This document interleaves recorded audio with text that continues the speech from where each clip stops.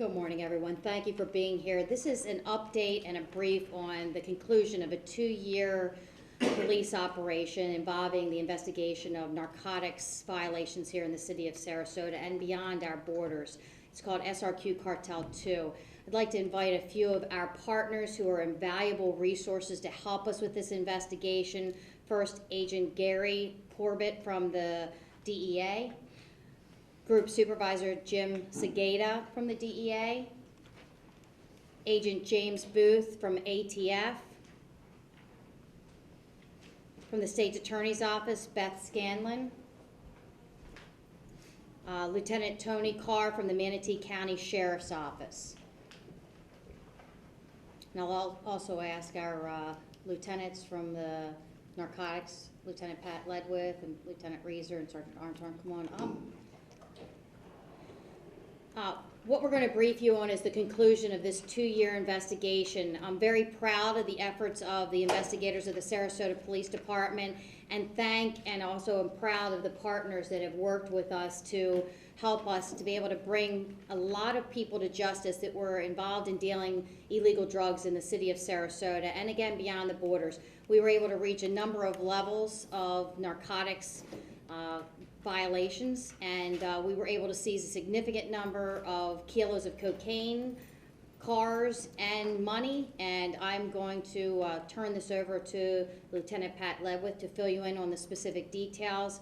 But again, my message is the same as it's been since I got here, is to the drug dealers of our area and beyond: don't come into the city of Sarasota to deal drugs. We are going to find you, we are going to arrest you, and we're going to bring you to justice, because we're going to do everything we can to keep our community safe. So again, thank you to our partners, and Lieutenant, I turn it over to you. Thank you. As you recall, earlier this year we brought you all together to talk about these individuals here, the 10 individuals in the original portion of the operation.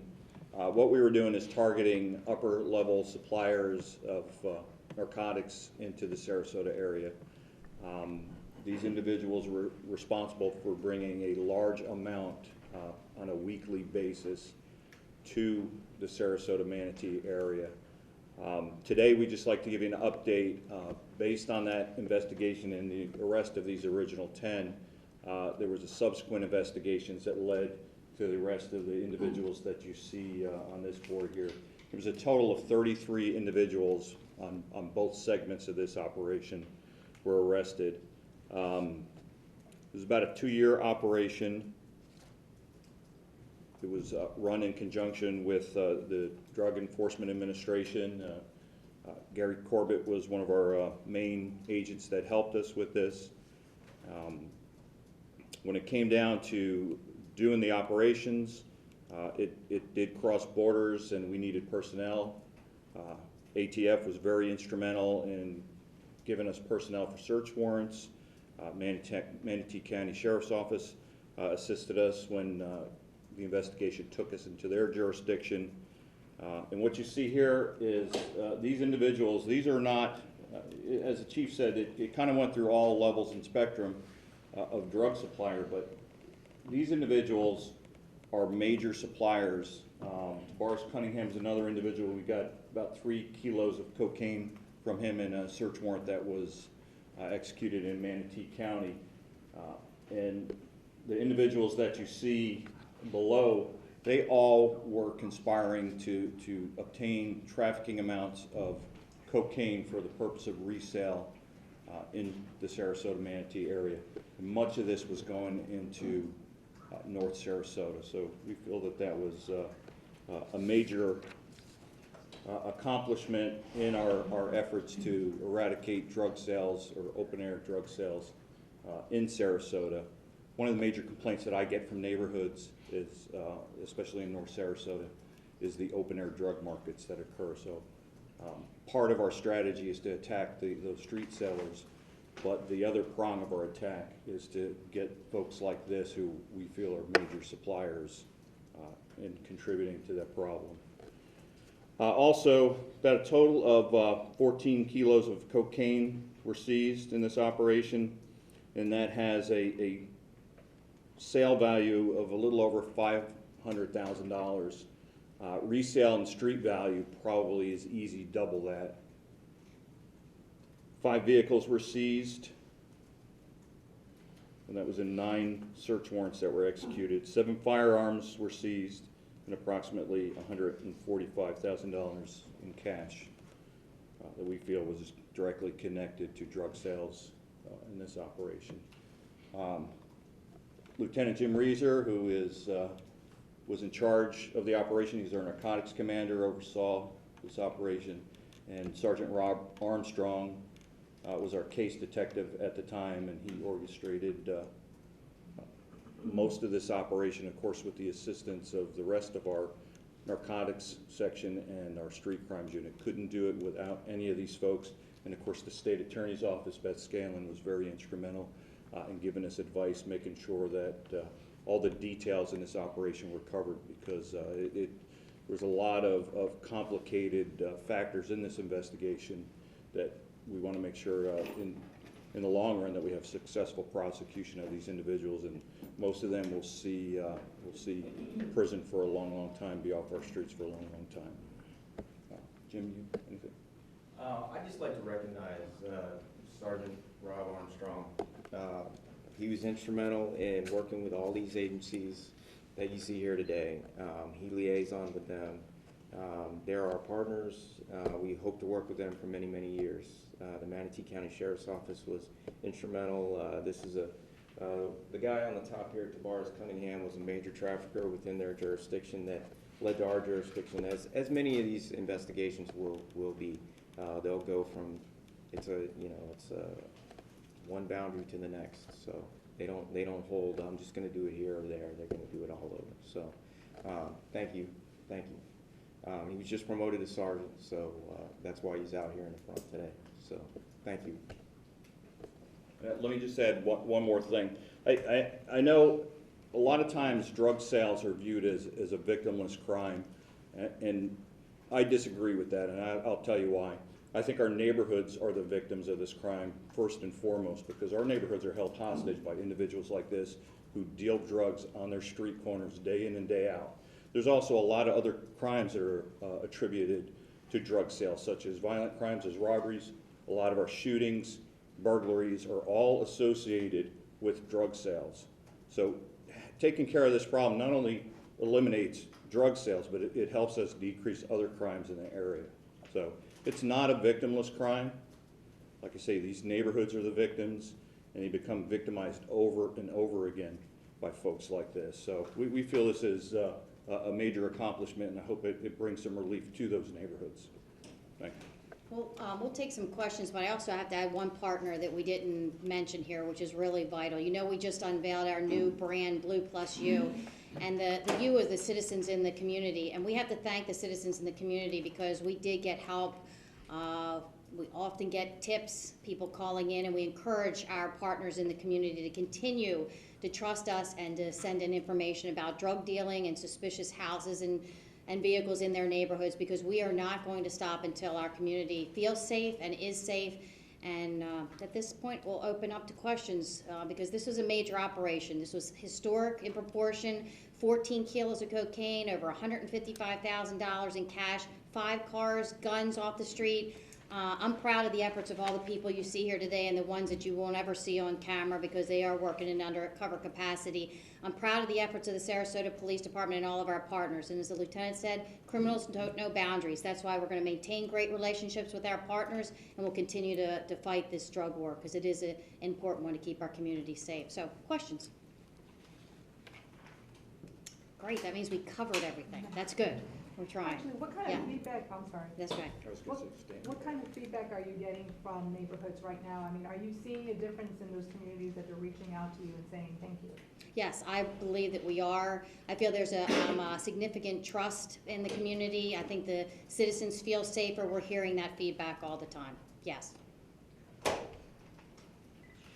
Question for the supervisory agent, the DEA. Can we follow the string back? Where did these drugs come from? Can we get you at the mic though, sir? And where was the money going to? Yes, this investigation had a ripple effect. I mean, it targeted the high echelon drug traffickers and the street dealer. So it's very significant in that respect because we were able to take out an entire organization. And the string, following the string back, where did the drugs come I from? mean, that's ongoing. This investigation is ongoing.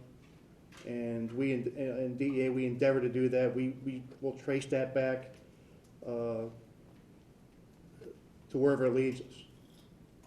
This portion of the investigation took nearly 2 years, so these are very lengthy investigations, and you can rest assured that every possible avenue will be looked at to try to follow that back.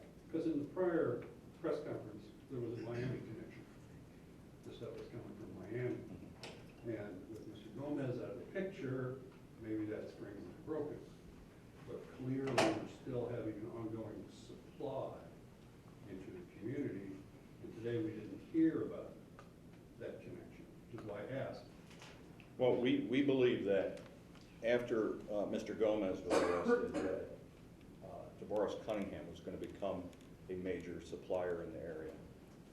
I think we probably preempted that endeavor of his a little bit, but he was probably working on, we believe, becoming a major supplier in the area if he wasn't already. I mean, clearly, he was caught with 3 keys in the execution of the search warrant. In that search warrant were weapons recovered at the same location? Yes. Did we get? Yes. Yes.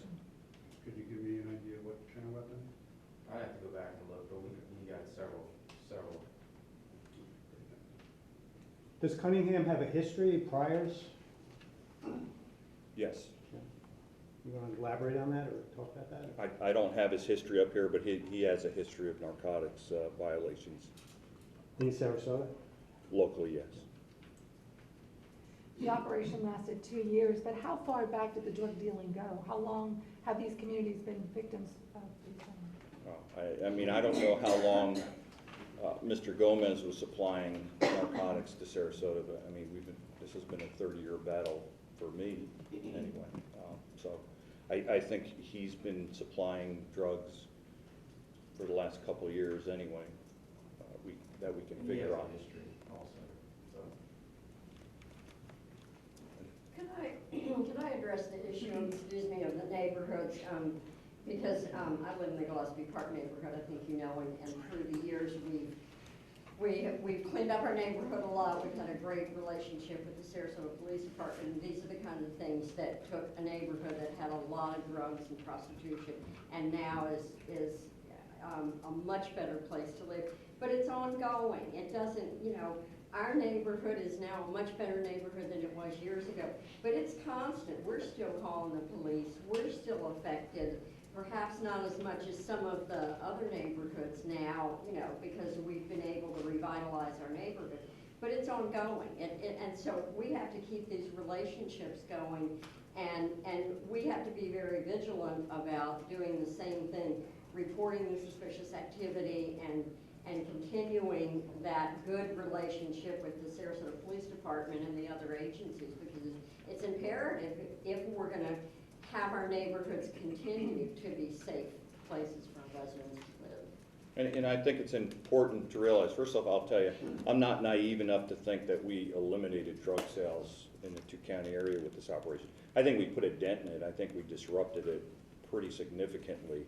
But there's always going to be somebody that's going to be out there that's going to be looking for an opportunity to excel when somebody else has failed. So there's somebody waiting to take the next step. Our thing here is we're going to try to keep the pressure on them as much as we can in different ways. So we're going to continue to run operations to continue to disrupt this activity, keep them on the run as best we can, and hope that other endeavors that we're into, such as the drug market intervention, our TILA operation, Turn Your Life Around with the prostitution, that we can redirect some of these individuals so that we kind of lessen those folks that are waiting to take the next step into the big leagues. So we're going to keep the pressure on, keep them on the run, and hope that we can divert some folks and have a significant effect on these types of incidents in our city. What kind of example does this set that we're just not going after the drug dealers, but also the distributors for everyone out there? Well, it's important to recognize it's a supply and demand. If we go after the supply, then the demand is going to get thinner and thinner. That's what we want to do. But we want to hit it at all levels, because this is a multiple problem. You can't just go after one and not the other. You have to hit it at all levels. But we're also being creative in trying to divert the street level dealers, the people that are possessing the drugs, into programs to try to get them out of that life and out of the culture of drug dealing. And that's why we want to make it very clear to the people that are thinking about going into operation, that are already in operation, or even thinking about if they have a problem, there's avenues to get out of it. First, it's not just our narcotics unit, who I am quite proud of. They have been working so hard. I know even before I got here, but since I got here, I've seen their efforts, and I am so proud of their efforts. They are so committed and dedicated. But it's also our patrol officers. We've been giving our officers additional training on how to detect narcotics type crimes. So our patrol officers, our narcotics investigators, also our partners. I know the sheriff is of Sarasota County is very firm on this, and we're partnering with him. Same thing with the sheriff in Manatee County, also the chiefs within the county of Sarasota, and then beyond. And look at our federal partners that are here, DEA, ATF. We are going to continue to work to stop the drugs coming into our communities, because the lieutenant said it very clearly, and it was something that I was going to bring up. Most other crimes that we're dealing with in our community that impact the quality of life of our citizens start with drug dealing. The burglaries, people are breaking into people's houses because they have to take care of their habit. The thefts out of vehicles, it's because somebody needs money to take care of their habit. The robberies, the shootings, all of the most dangerous things that are happening in our community, we can equate right back to someone with an addictions problem or somebody selling drugs. So our job is we're going to go after the drug dealers, no matter what level they are, and with the state's attorney, and I know Craig just came in from the state's attorney's office, and I know Ed Brodsky, he and I just talked the other day. He is very, very strong on going after the drug dealers within our community. And Beth is working very closely with us, and we appreciate that relationship very much. We are going to take the most dangerous criminals and hopefully put them away for a long time so they don't impact our community, and then give the people that really have addictions problems, get them into treatment and to help. And we, again, continue to ask for the support. Linda couldn't have said it any better. We need the support of our community to be able to do this. You live in the neighborhoods, you know who doesn't belong here, you know who the people that are dealing in your communities. And we luckily, because of the trust that the relationships we have with the citizens in our community, we're starting to really see an increase in calls for suspicious behaviors. This person's dealing drugs in this house. The citizens understand that that impacts the quality of life and their safety and their community. So this is a big operation. This is something, again, we're out here sharing for a couple of reasons. One, I'm very proud of the efforts of all the people that are standing here, but also it's a warning to the people in the community that are selling drugs. Don't do it in the city of Sarasota, but it's also to let our partners, the citizens, know that we're not stopping. We're going to be relentless. We're going to continue to be aggressive in enforcing the drug laws within our community, and ensure that they're safe, because we do have a safe community, a great place to live. So unless there's any more questions, we're going to, yes, Dan. The composition of the cash that was seized, can you give me an idea of how much of it was in hundreds, how much of it was in fives, how the composition of the cash was? Because in the past, we've seen it piled up here on the table. I don't see it today. Yeah, we were just wanted to give you a brief update on the status, because remember we talked about that after the original, that we would be coming back and there was going to be more focus involved. Most of it was taken in that original portion of the operation.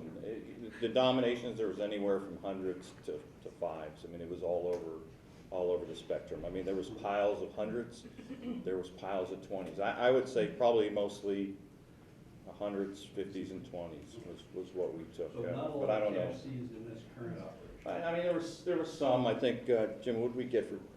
About $30,000 in this latest one. Which is a significant amount of cash. And the final question, just for me to do. Because as the supervising agent explained, you brought down an organization, so it wasn't like all the street level guys or all the top level guys, it was the organization. Do you have a feel for how much of the product was going to go into crack as opposed to powder? I don't know that there's any way really to know What were that. they selling on the street? I mean, street dealers are mostly dealing in crack, but there's powder out there also. I mean, it's both. So it could be either or. There's a market for both, unfortunately. Well, that's what I'm trying to get my arms around is, which particular market is being served by these guys. I think both. I think it's safe to say that both. Well, thank you all very much for coming here. Appreciate it. Thank you.